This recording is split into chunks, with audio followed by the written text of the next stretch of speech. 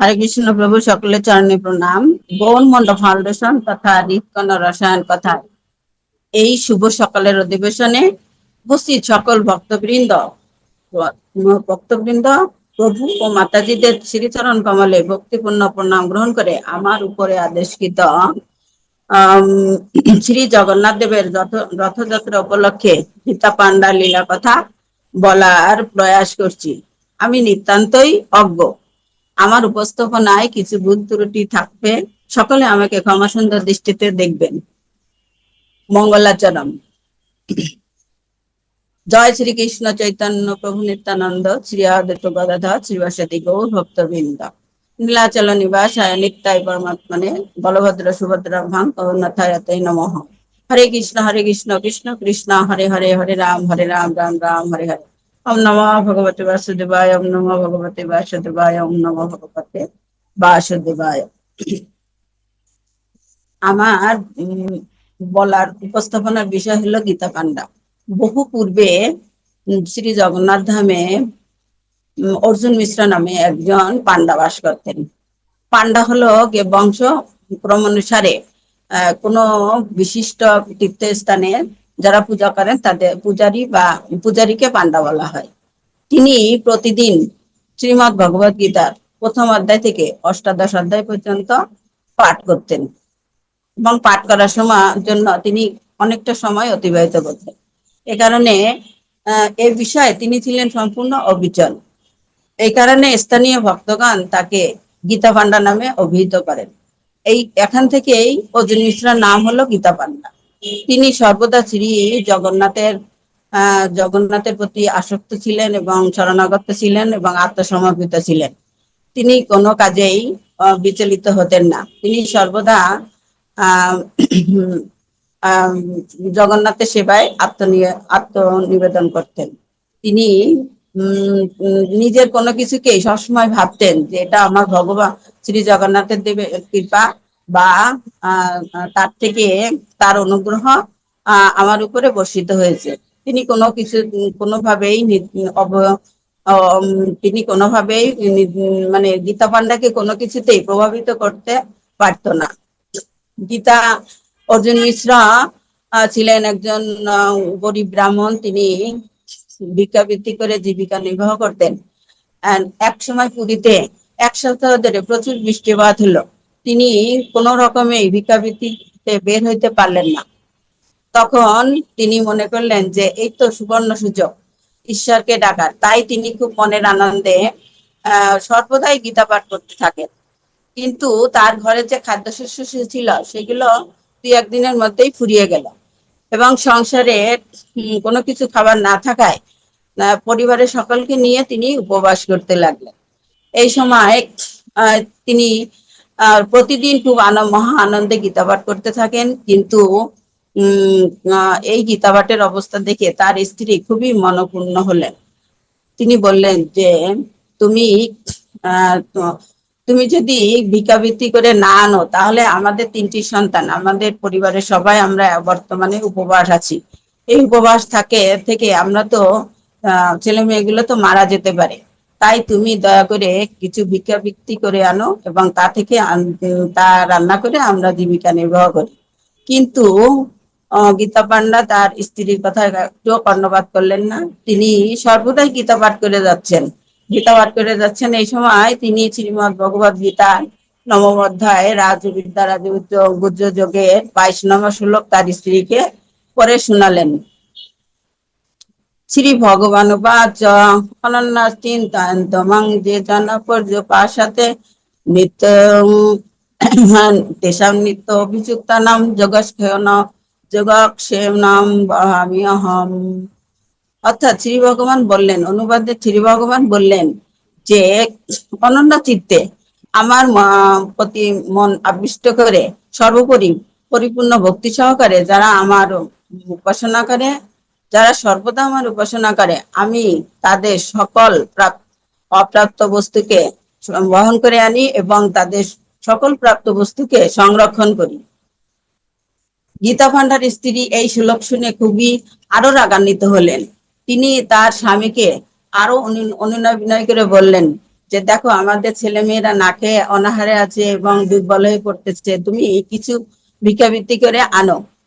তখন গীতা পান্ডা তার স্ত্রীকে বললেন যে আমরা যদি সম্পূর্ণভাবে ভগবানের উপর আত্মনির্ভরশীল করতে পারি, তাহলে ভগবানও আমাদেরকে সেইভাবে আমাদেরকেও সেইভাবে তত্ত্বাবধানে রাখবেন। কিন্তু কতদিন এইভাবে প্রতীক্ষা করা যায় অনাহারে? তখন ছেলেমেয়েরা আহার্যের জন্য খুবই দুর্বল হয়ে পড়তেছে। তখন গীতা পান্ডার স্ত্রী আরো অধিক রাগ হয়ে তিনি গীতা পান্ডার কাছ থেকে শ্রীমদ্ ভগবত গীতা এনে ওই নবম অধ্যায় 22 নম্বর শ্লোক বের করে তিনি ওই শ্লোকটির উপরে 3টি দাগ কেটে দাগ কাটলেন। এবং তিনি ব্রাহ্মণী তার সন্তানকে নিয়ে নিদ্রামগ্ন হলেন এবং কিছুক্ষণ পরে গীতা পান্ডাও বিশ্রামে গেলেন। কিন্তু নিদ্রামগ্ন অবস্থায় কিছুক্ষণ পরে ব্রাহ্মণী তার দরজায় করাঘাত শুনতে পেলেন। তিনি শয্যা ত্যাগ করে দরজায় খুলে দেখলেন যে সামনে দুটি সুন্দর বালক তার দরজার সামনে দাঁড়িয়ে আছে। বালক দুটি তাদের আহার্যের জন্য অনেক খাদ্য উপকরণ সংগ্রহ করে বহন করে তাদের বাসায় নিয়ে আসছে। তার একটি বালক ছিল কৃষ্ণবর্ণ এবং অন্য বালকটি ছিল দুগ্ধ ধবল বর্ণ। কৃষ্ণবর্ণ বালক দুটিকে দেখে ব্রাহ্মণী খুবই আন্দোলিত হলেন এবং কৃষ্ণবর্ণ বালকটি বলল যে আপনি এই খাদ্য উপকরণগুলি ঘরে নিয়ে যান এবং সুন্দর করে রান্না করুন এবং পূর্ণ পরিতৃপ্তি সহকারে এগুলো গ্রহণ করুন। তখন বালকদের কথা শুনে ব্রাহ্মণী খুবই খুশি হলেন এবং তাদেরকে বললেন যে তোমরা একটু অপেক্ষা করো, আমি এই আহারগুলো রান্না করি এবং তোমরা আমাদের সঙ্গে এগুলো ভোগ নিবেদন করে আমাদের সঙ্গে প্রসাদ পেয়ে যাবে।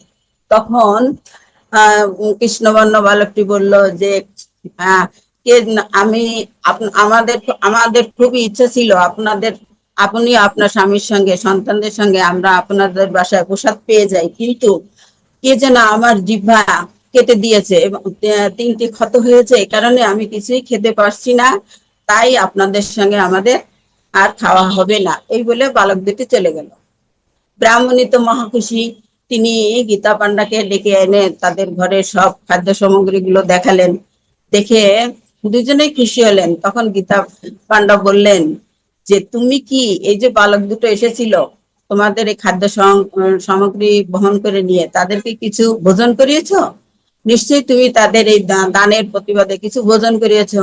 কিন্তু উত্তরে গীতা পান্ডার স্ত্রী বললেন যে না, আমি তো তাদের কিছুই ভোজন করাতে পারি নাই। আমি বলেছিলাম যে আমার রান্না করা পর্যন্ত তোমরা অপেক্ষা করো এবং আমাদের সঙ্গে তোমরা প্রসাদ পেয়ে যাও। কিন্তু কৃষ্ণবর্ণ ছেলেটি বলল যে বালকটি বলল যে আমার জিহ্বায় 3টি ক্ষত হয়েছে এবং আমি এই কারণে কিছুই আহার গ্রহণ করতে পারছি না। অবশেষে গীতা পান্ডা এবং তার স্ত্রী খুবই অর্জুন মিশ্র যখন এই কথাগুলো শুনলেন তৎক্ষণাৎ বুঝতে পারলেন যে ওই কৃষ্ণবর্ণ বালকটি ছিল স্বয়ং ভগবান শ্রীকৃষ্ণ এবং এই শ্লোকটি যে তার স্ত্রী 3বার কেটে দিয়েছিল, তাই ভগবান শ্রীমদ্ ভগবত গীতার ভগবানের মুখ নিঃসৃত বাণী হওয়ায় এই শব্দগুলি কেটে যাওয়ায় তার প্রতিবিম্বিত রূপ শ্রীকৃষ্ণের জিহ্বায় প্রতিফলিত হয়েছে। তখন গীতা পান্ডার স্ত্রীও বুঝতে পারলেন যে যে ভক্ত অনন্য চিত্তে সর্বদা পরিপূর্ণ ভক্তি সহকারে ভগবানের সর্বদা উপাসনা করেন এবং তিনি তাদের অপ্রাপ্ত বস্তুকে ভগবান সংগ্রহ করে আনেন, এটা বুঝতে পারলেন এবং প্রাপ্ত বস্তু সংরক্ষণ করেন। তখন দুইজনে খুবই এই উপলব্ধিগুলো করে যে ভগবান যে প্রতিশ্রুতিগুলো দিয়েছেন সেগুলো তিনি যথাযথভাবে পালন করেন। তাই ব্রাহ্মণের স্ত্রী এবং ব্রাহ্মণ দুজনেই শ্রী জগন্নাথ দেবের মন্দিরে ভগবান দেব শ্রী জগন্নাথ দেবকে কৃতজ্ঞতা প্রকাশ করার জন্য এবং প্রণাম করার জন্য এবং তাদের প্রতি করুণা আর অনুগ্রহের জন্য তারা খুব তাড়াতাড়ি মন্দিরে উপস্থিত হলেন এবং মন্দিরে গিয়েও দেখলেন যে মন্দিরের দরজার কাছে গিয়ে দেখলেন যে শ্রী জগন্নাথ দেবের অধরেও 3টি দাঁত পড়ে আছে। এই গীতা পাণ্ডা শ্লোক থেকে এটা অনুমান করা যায় যে ভগবান শ্রীকৃষ্ণ দাপর যুগে জন্মগ্রহণ করেছিলেন, শ্রীকৃষ্ণ নররূপধারী হয়ে, এবং তার মুখ নিঃসৃত বাণী গীতা এটাও ভগবান থেকে অভিন্ন।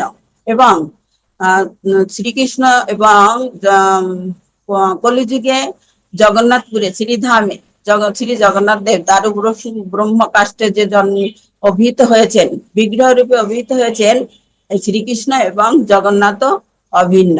তাই আমাদের সর্বদাই গীতা পাঠ করতে হবে, গীতাকে আত্মস্থ করতে হবে, এবং এগুলো আমাদের নিজেদের জীবনে প্রয়োগ করতে হবে। হরে কৃষ্ণ প্রভু, ধন্যবাদ সকলকে।